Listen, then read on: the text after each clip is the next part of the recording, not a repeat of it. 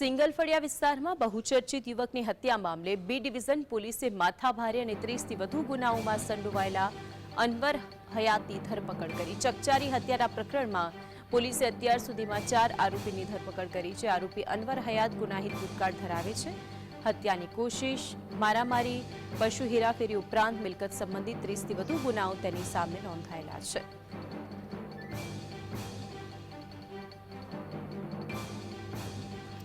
તો ગોધરાના સિંગલફળિયા વિસ્તારમાં બહુચર્ચિત યુવકની હત્યાનો જે મામલો સામે આવ્યો હતો ત્યારે તેને લઈને પોલીસે માથાભારે 30થી વધુ ગુનામાં સંડોવાયેલા અનવર હયાતની ધરપકડ કરી।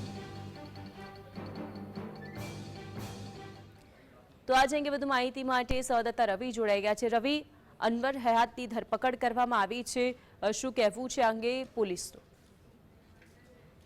ચોક્કસથી જણાવી દઉં, ગોધરાના સિંગલફળિયા વિસ્તારમાં 1 માસ અગાઉ જે મોસીન સુચલા કરીને છે તેની હત્યા કરી નાખવામાં આવી હતી।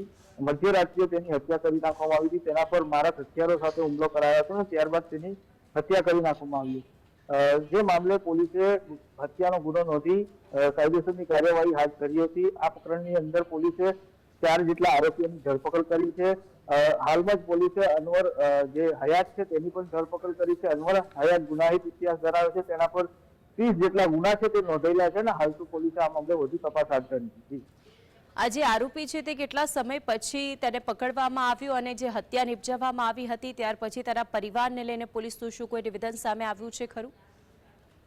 જી, ચોક્કસથી જાણવા મળ્યા મુજબ જે રીતે આરોપી સામે જે ગુનો નોંધાયો ત્યારથી આરોપી જે છે તે ફરાર હતો।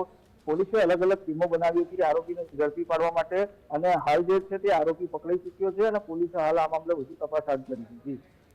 જી રવિ, આપ જોડાઈને સમગ્ર વિગતો જણાવી તે બદલ આપનો આભાર।